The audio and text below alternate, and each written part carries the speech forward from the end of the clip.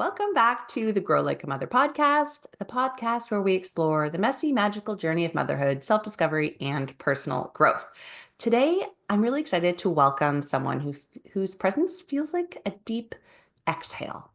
My friend Bailey is a licensed mental health counselor who brings such a grounded and soulful approach to healing. Her work beautifully weaves together science and spirit, blending mindfulness and embodiment and nature-based modalities to create spaces that are both safe and sacred. Bailey has this really unique gift of holding that nuanced balance between wildness and steadiness, something that I know so many of the listeners are craving. So, in our conversation today, we're going to be diving into this idea of whole body nourishment, tending to our mental, emotional, physical, and spiritual layers, especially as mothers and women and business owners. Bailey's going to help us explore how reconnecting with nature, even in the most simple and accessible ways, can really support our mental health, deepen our self-trust, and remind us of our own innate rhythms. We're going to talk about like language of the seasons and what the land can teach us about intuition and how rewilding our souls might just be the antidote to burnout in our modern world. So, without further ado, I just want to dive right in. Bailey, welcome to the show. Thank you. Wow. Yeah. I love just the intro. It's so lovely. I'm like, wait, I get to do all of that. You're like living the That's what dream, and this I is know. so fun to have you on to share about Hmm. the work you do because, yes, you're a mental health professional, but you come at it from such a unique lens. And I just love how grounded it feels. Um, Give us a little backstory about like the Bailey's journey into this work. How did it come about? Yeah. It's a very personal story and entry into this work. I actually had a client the other day ask me, how'd you get into therapy? And I was like, that was going to take a minute to tell you my story. But Um, yeah, I kind of bopped around after undergrad, not really knowing what I wanted to do, where I wanted to go. I had started leading some youth backpacking trips, um, with a church in my neighborhood and just was like starting to really think about like where do my skills meet the world's needs and how can I show up with my passion and what is my passion, right? Like all the existential questions. All I knew is that I loved camping, backpacking, being outside. I had worked as a farmhand, so like in all the different ways that I could connect with nature, I felt like in Indiana, I was plugged in. I worked as a forest school teacher for a little while. Um, and I think the thing that really ushered me into therapy, um, the bridge from like working as a farmhand, an avid camper, like into therapy, I'm like, that connection's not always super clear for people, but for me, it was like, it made total sense. It was totally intuitive. I had been working at a booth at a farmer's market for a local apothecary, so selling plant-based, beauty products, if you will.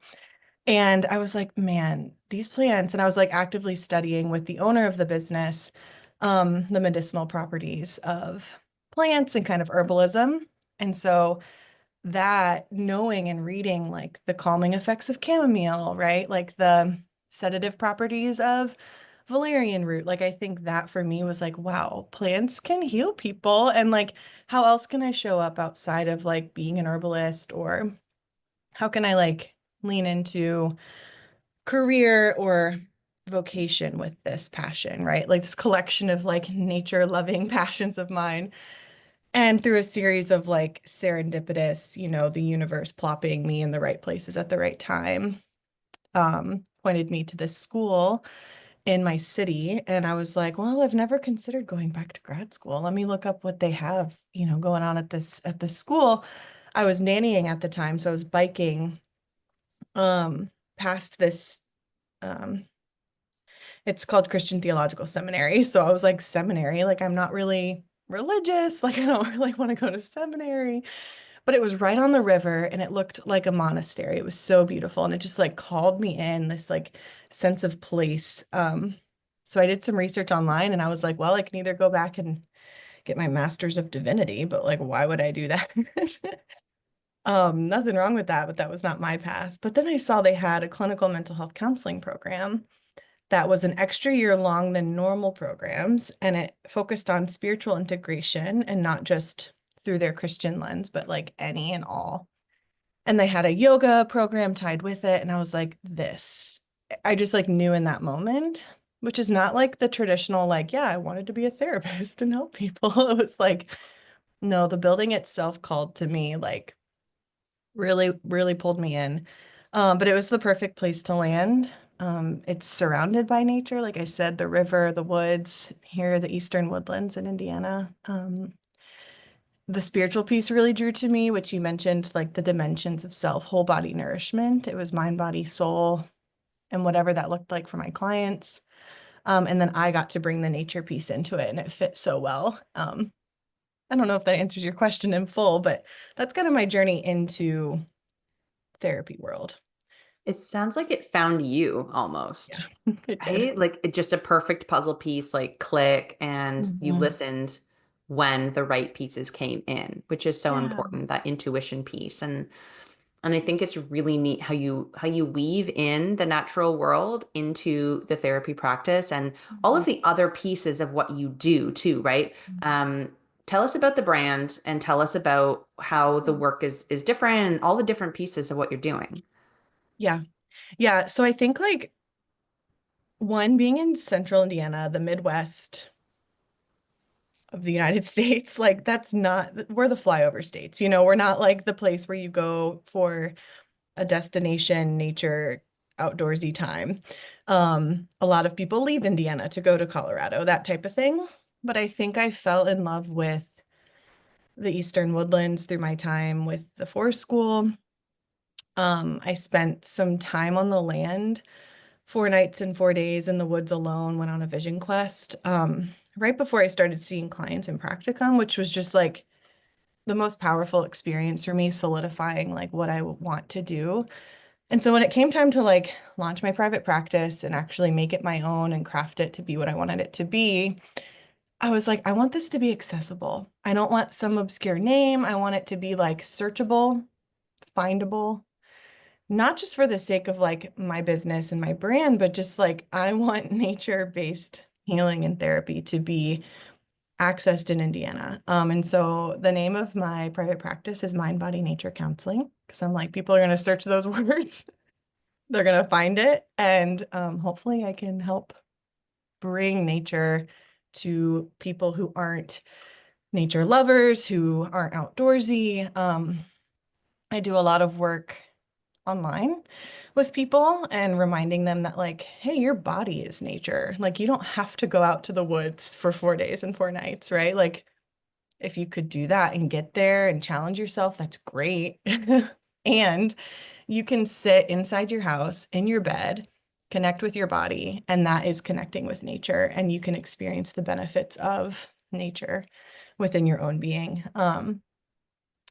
So yeah, that's like where my passion is like making it accessible, reminding people they have everything they need already. They don't have to go pay for a forest bathing walk in the woods. I'm like, you can just look out your window at the bird that visits your tree every day, like, yeah, that's where my Yeah. passion lies. It's accessible and it's at the root of it is this word like embodiment that Hmm. is the crux of it. And Hmm. really understanding that if we tune in, Yeah. everything is, like you said, already here that we need and around us, and we can access this medicine even if we're in the city, like even if we live in an apartment, right? We don't need to be in the woods, which helps me a lot because, as you know, I am like a mountain freak and I am so Yeah. missing. Like, I sobbed for an hour the other day, Bailey. I was just like, I need that medicine of the mountains, that energy. And I was like, oh, but I can still access that here where I am. Like, I can still tune into that. Mhm. And it's really sort of freeing to know that with the right guidance and with the right tools, Yeah. it's all accessible. Hmm.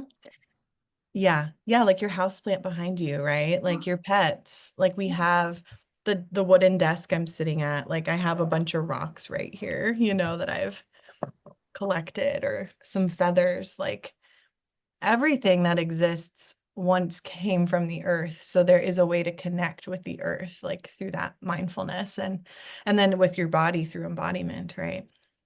And so Yeah. how does this tie into like the mental health problems and crises that we're seeing. I mean, we know the world's a dumpster fire, and it's Yeah. everyone is experiencing anxiety and fear and uncertainty, and a lot of us need some, like, we might think we need like really practical therapy, mental health stuff, but and we do, and that's what you Mhm. do. But how Mhm. can we look at it through like tending to all of the layers of our being? Yeah. Yeah. No, that's a great question. The reason why I love the phrase whole body nourishment, that kind of came from my yoga training.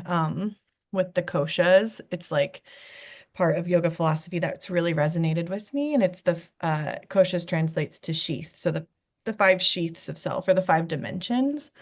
And I love this explanation or framework of like, we have our physical body and we know, and it's like kind of known now, like the mind body connection, that's like in such a great way becoming more and more known and experienced. When I move my body, when I'm getting my heart rate up, when I'm eating the right nourishing foods, like my mental health improves. Like there's that direct correlation. And then we have our minds, right? Like, so it's the physical body, then the mind. And that's where a lot of like cognitive behavioral therapy comes in, which is a great, great resource, a great tool. I was trained more depth psychology, so psychodynamically oriented, which kind of taps into the third kosha, which they call or the fourth kosha, but um, like the psyche, right? The subconscious mind, all the place in our being where we take in all the information in the world, and it's not always accessible to our conscious mind. Um, the layer in between is the energetic body, the subtle body, right? So again, it's a great thing that quantum physics is becoming more known and talked about in like mainstream, but like, yeah, like that energetic field is real, and that's something to pay attention to. And I think a lot of times it gets classified as woo-woo, and I'm like, no, it's science. Am I a quantum physicist? No. Can I give you all the evidence and research? Probably not. But it's there, right? And then that fifth dimension is the bliss body, or the spirit, or in my work, I like to frame that as like your inner nature. Like, who am I at my core, right? Whether you're spiritual, religious, you love nature, or you just like, yeah, I can tell that there's like source or intuition or this like core part of me, right? Like, um, so in my work as a therapist, the mind and the psyche make sense and to work with, and that is primarily what I do with people, like traditional talk therapy. However, like addressing the body, addressing the soul, addressing the energetic, um, subtle body, like that is also essential. So I feel like for me, nature, movement, um, in addition to traditional talk therapy, is essential for that Yeah. whole body nourishment. And funny thing, like summer is a slow season for therapists. And I think my theory is that it's nice out. People are outside, people are moving their bodies. And I'm like, you immediately feel better. And it's not even like a conscious decision. It's just like, cool. People are nourishing their whole bodies, and therefore their mental health is improving, and they don't need therapy right now. And that's actually really great. That makes a lot of sense. Like it Yeah. happens on its own. I hadn't really thought about therapy being a profession where there would be cyclical changes, but especially in somewhere where we live, like we both live in areas where there are seasons. Yeah. And when we're able to get out and be in nature and like you said, move our bodies and experience, and then there's more social contact, and there's like Yep. we're just it's a whole different life when the sun comes out. It is. And it's good for us. Yeah. Yeah, it really is. And Mhm. I want to also bring to light like the location that you meet people in if you're doing in person. I know you do a lot of stuff virtually as well, but you've had some pretty cool places where like your Mhm. practice is it in the tiny house now? Is that where you're doing Yeah. it? Half and half. Yeah. So I have an office in like a big, um, but really cool office complex, for lack of a better word, but it's like kind of a co-working situation. A lot of cool business owners and like, yeah, it's a great time, good vibes, but it is more of like the window doesn't open. I made it as cozy as I could, but like, all the house plants in the world. But then the other 3 days, I'm only there 2 days. The other 3 days I'm out of a tiny house in my neighborhood, which is situated right on the river and in the woods. And it's like the windows are open. I always like the other day I saw a bunch of baby geese. So the goslings were like crossing the road and I saw a groundhog and a hawk flying overhead. So like that's where I want to be and will be um more long term. But yeah, I also meet people on the trail. So I've done some walk and talk sessions on the trails near my house, which go by the river. There's a paved path by my other office along a creek that's really beautiful. So Mm. I would love to like, yeah, do some group work out. And I've done it once before, but it was a few years ago. But do some group work out in the woods at like a state park or something. So yeah, it can be done anywhere. It can be. And then you're also doing these really cool things like yoga in a yurt. Yeah. Like you're offering so many other pieces to just the practice of like the mental health therapy component. And when we were in Baja together, you Mhm. led a workshop, and I've also attended workshops that you've done, the rewilding your soul. Like there are so many pieces. Oh, mhm. Um, just I think it's really cool how you can bring everything together, but people can access just one or two little things, even if they don't live in Mhm. Indiana near you, where they can get you in your world and see how you roll, what your vibe is, and it's a really interesting and fun and unique way to bring it to the people. Yeah, thanks. Yeah, one of my favorite things is the yurt in my neighborhood as well. My neighborhood's best. But the forest school I worked at, I mentioned earlier, is in my neighborhood, and I rent the yurt for group programming. So we do like a nature-based writing workshop out of the yurt every season. In the winter, I do a series of yurt yoga, which is like wood stove and like really intimate. And like after we have community tea and yeah, I think to me it's just all connected. I'm like writing and yoga and nature and the elements. I remember in Baja I led the elemental meditation. Yeah. And that's another example of like you can be inside and you can be just cozied up in your bed and you can like connect with the four elements. Your body is earth, your breath is air, right? Water, which is also your body, but also like you could sip some water, heat, whatever you want that to be, the coziness of your blanket, right? Like it's all there all the time. Mhm.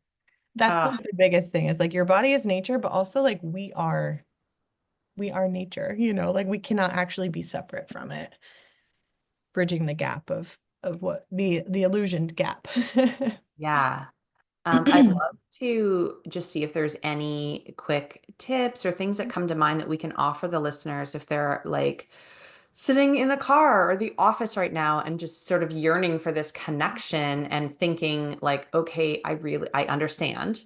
And yet Mhm. where do I start? Like we've talked about a couple of different things in terms of like meditations or looking outside at the birds or talking. I Yeah. talk to my houseplants all the time.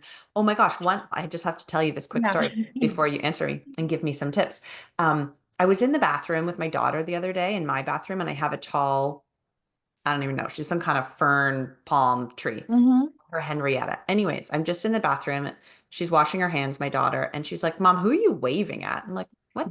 She goes, you just waved at the corner over there. And I'm like, wow. In my mind, I was saying good morning to Henrietta, but I didn't realize I was actually waving at her. It Yes, was that's amazing. so good. Oh, that's so great. Anyhow, so things like this, what are Yeah, some quick ways that we can access this connection in our mm, everyday lives? yeah. Oh man. I mean, listening to your body is like the first and foremost, right? Like the more we can embody and take up space in our own skin and our own bones and muscles, like that is always where I send people first. It's like be in your body. And sometimes that's not safe. So in therapy world, right? Like some people have trauma, some people aren't able to fully embody themselves, which is okay. That's a journey, and we all have to get there in our own way. And so if like first focusing on like dropping into your body and experiencing almost like from the inside out. I don't know if in Canada they have the Magic School Bus. Do you remember that Yeah. show? Yeah. Mrs. Frizzle? Yes, Mrs. Yeah. Frizzle. So like there's this one episode of that show where like they take the Magic School Bus inside of a human body and it's kind of disturbing but also great. So that's kind of how I guide people there. I don't always use that reference, but I have. Where it's like imagine you're Miss Frizzle on the Magic School Bus and you're entering into your body. So from the inside out, experiencing your hands. So yeah, like it can feel like you're like tripping on shrooms or something. But like really, really getting into your sensing body. So it's kind of like turning the channel, leaving your mind doing its normal thing over here, but you're over here dropping in, sensing from the inside out. And so that's sort of like a somatic meditation that I get people into to begin then experiencing the natural world or their environment. But if it's not safe to fully drop in and go that route, that's okay. And one of the easiest things you can do is have a practice of a sit spot. And I've learned that the best sit spot is the one you do. So it doesn't have to be like I go to the woods every day. I go to this far away hike, this like viewpoint that overlooks a beautiful vista. It's like, no, like right now I'm sitting at the desk in my bedroom looking out at the maple tree in my front yard. I'm inside, but like because I have sessions here, it's kind of like a sit spot because I can see like the squirrel that lives in the hole, right? Like I come here regularly and I'm getting to know the other creatures that come here regularly, even from inside. So that'd be like a secondary, and I have a whole guide of how to do a sit spot and like 15 variations of it. But yeah, a sit spot would be my next recommendation for getting to know you in relation to your environment and who all else shows up. I love that. Yeah. And you Mhm. mentioned a guide. You also have a freebie guide that we're going to link Mhm. in the show notes. Can you tell us a little bit about that? Yeah. I think for me, I forget how like intuitively it all comes together and it makes sense and I see it like the mind body nature connection. And then I was like, that might not be as obvious to others. And so how can I like break it down? And I really broke it down. It's a 60-page guide, so you have a lot to work with. But it's in sections, so you can go slow. But it kind of gets into those 5 dimensions of self, the koshas, the whole body nourishment, through the lens of mindfulness, embodiment, and nature connection. Um, there are a ton of journal prompts. That's a lot of it because I find that um one time I heard this little jingle that thoughts detangle best through lips or pencil tips and it stuck with me and I'm like writing and talking, even if you can process internally, something else happens when you can write it out or speak it out.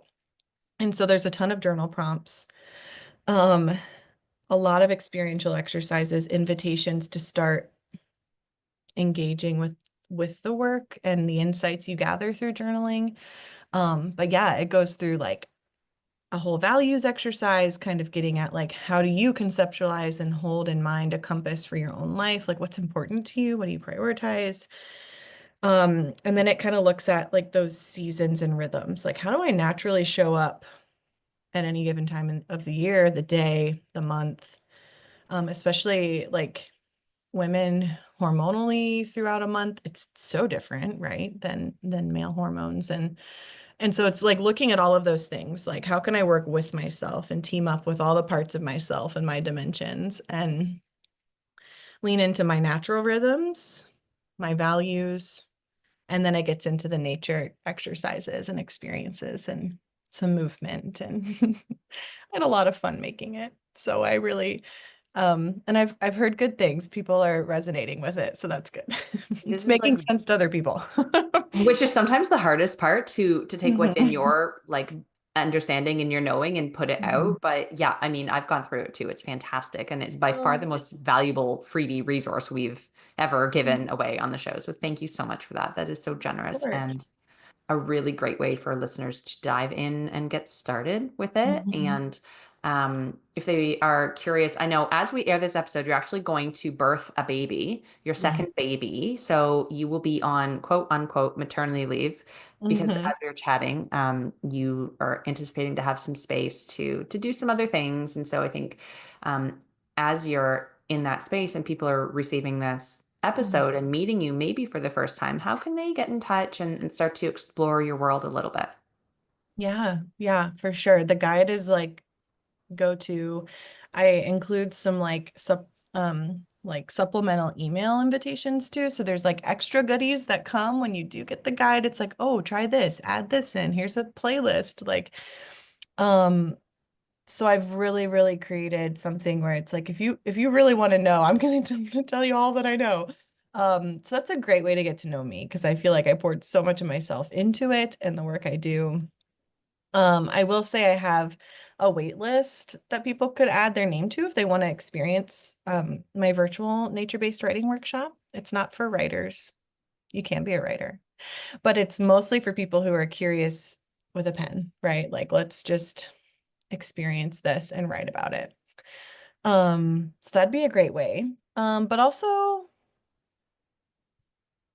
yeah, I don't know, my website, my social, I'm not going to be completely off the grid, so I'll be around sharing a little bit. My email list, I will continue to send emails, and I have a bi-monthly newsletter, so Yeah, I highly recommend people get on that. I think it's a really hmm. great way to sort of be reminded and stay in it too, right? Hmm. Um, Yeah. this has been so fantastic. Thank you for sharing your wisdom and your passion. You can tell that it's something that really lights you up, and you're very talented at bringing all of the different pieces together so that it makes sense for the rest of us as intuitively as it makes sense for you.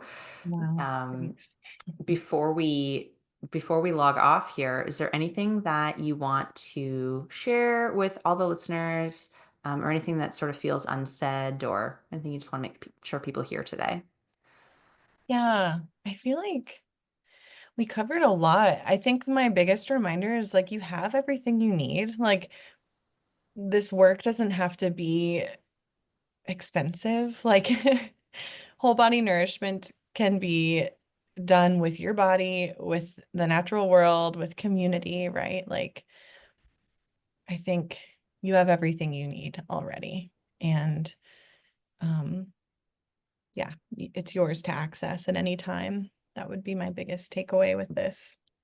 Such a good reminder. Thank you, Mhm. Bailey, and Thank you for thank you. having me. Yeah, it's been so fun for me. I know everyone who's stuck with us this whole episode is basically like drooling, trying to get more information, going down this road, and it's gonna be a really popular episode. And so, yeah, I'm excited. I'm excited for this. I'm excited to have had you and I got to spend some time in your presence.